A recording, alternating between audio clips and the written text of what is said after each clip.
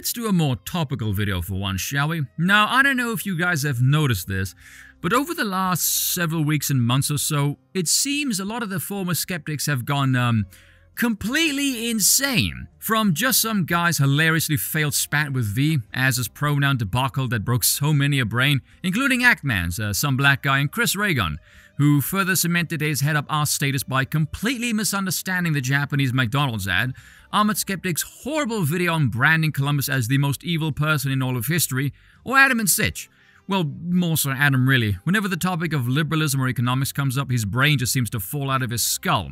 And I'll say this because his ass blocked me on Twitter, so fuck him. For someone who claims to run a comedy show, he's very thin-skinned when it comes to taking any criticism whatsoever. Man is a serious case of Americana brain warp. And of course, an honorable mention must go to Jeff Holiday, who's more spaced out than a stoner waking up in a tub of moonshine and LSD. Honestly, the main inspiration here came from one of V's videos on Short Fat Otaku, where he said, Dev doesn't understand state corruption. And he's right, the North Americans don't. As part and parcel of the arrogance of youthful nations. Eastern Europe being a bit more seasoned, they understand this. As well as do certain South Africans who are far more red-pilled and base than they let on. And Dave has this amusing habit of pissing off a lot of people, primarily because damn near any video he does where his take is off the wall batshit crazy, it'll be full of comments explaining how and why he is wrong, and he will just ignore all of it as if it doesn't even exist. It's like if you took the fear of audience capture and rammed steroids up its ass and went full morphing Power Rangers mode. It's just nuts. And so I thought I would do a video explaining, at least from my perspective obviously, why, well, let's just be honest here, why pretty much everyone of this former space who wasn't a right-winger have gone rather loopy. And this syncs in perfectly with another video that I'm doing on leftism in the future. Firstly, let's look at the makeup of this community. Now, whether he knows this or not, Sargon was pretty much the group's father figure, so to speak. Closest thing it ever had to a sort of figurehead, really. Now, he can go by his real name and dig into philosophy all he wants, but he is never going to shed that label of Sargon father shitposter, no matter how hard he tries, God bless him. The space was always a mixture of culture and politics, but it was more culture leaning throughout its initial inception. And then further on into Trump's presidential reign, it became increasingly more political, and as such, the cultural unification began to separate and the political divides and differences began to show. Now, speaking of which, I've seen a fair few comments in my own section from people who've said they're ashamed they used to watch a lot of them. I'm not sure why you guys feel ashamed, really. A lot of these content creators were, and still are, nothing but culture vultures, and when the landscape changed, they changed with it. You learned and they didn't. Welcome to reality.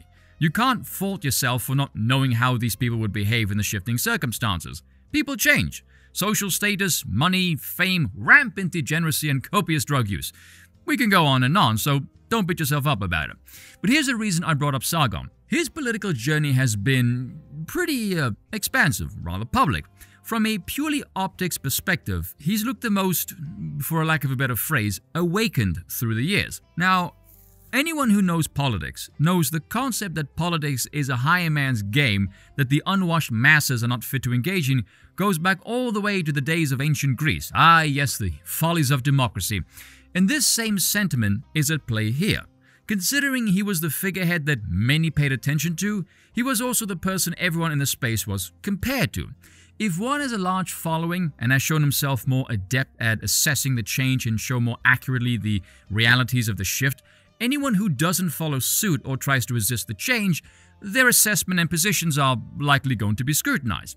Ironically, much of Sargon's criticism of liberalism is what exposed a lot of the former so-called skeptics for what they really were all along, nothing more than status-loving Sims with an Amazon wishlist.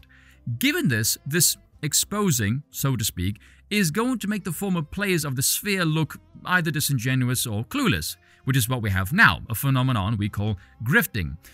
And I don't think they're grifters, they're just idiots. Take a look at Chris Reagan, for example. In his Japanese ad video, he showed tweets about climate change and state-funded healthcare, and this was from about 7 years ago.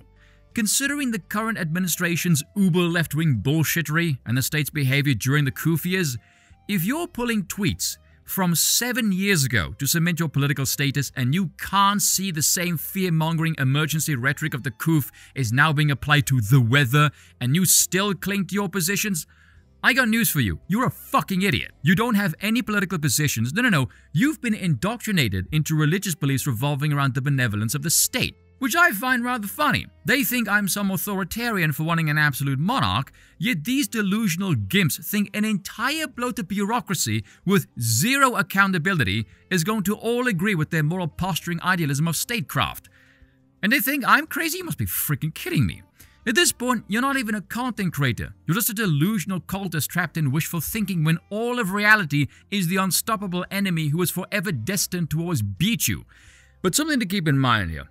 I understand we all watch content creators. You feel a sense of camaraderie because you find them interesting. You get to know their sense of humor. They entertain you. They confirm your biases. Let's not kid ourselves here, people. Be honest, we all do this. Now, many of us think we're right and the left is wrong about everything and they suck, which frankly, at this point is borderline legit. There's virtually nothing they believe in that is actually true. But having said all of that, everyone is moved and advocates for how they want the world to be that suits them, whether this is driven by personal desire or some insanely delusional idea of human nature. And you'll know some content creators who are absolute degenerates, and I don't need to mention any names, you can probably fill in the blanks already. And their habits seem wildly inconsistent with some of their politics.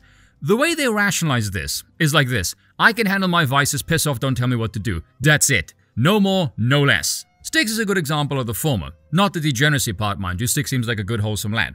Plus, he said biltong is better than beef jerky, which instantly makes me biased in his favor. Man has good taste, quite literally. Being a staunch libertarian and all, he is someone I'm convinced literally wants to live in the Shire, which is great. Very principled stance to his credit. But it isn't very realistic outside of the Western sphere. It's a very conditional belief of, if everything is perfect and we can all hold hands and sing Kumbaya, how can we most effectively organize society? It works very well when the conditions are present, but outside of that, it kind of falls to pieces. And the insanely delusional ideas of human nature, well, that's just everyone who believes in democracy. Which brings it back to me. I joked with V on his livestream. He's from Romania. I am from South Africa. We are more than familiar with state corruption. And my country is far younger than America. We're not all equal. Some of us learn much faster than others. And so you can take it to the bank that my so-called bias is not based on 20th century ideology or liberal mythology for that matter. Mine is based on seeing it destroy my homeland in real time. I moved when I was only 10 years old. I was too young to appreciate and form an attachment to my homeland, and I feel far too detached from the Europeans to feel a sense of kinship with them. I more often than not feel a sense of the nomadic, to be honest, which, good lord, has taken a toll on my ability to feel any sense of emotional attachment to things, but hey, on the plus side, it brings a ruthless desire to be objectively correct in all things. Shame it doesn't accompany the happiness to truly appreciate outside the joy of smugness, especially when what you're right about stings and kinda sucks. Cheers for watching, and once again, I apologize for nothing.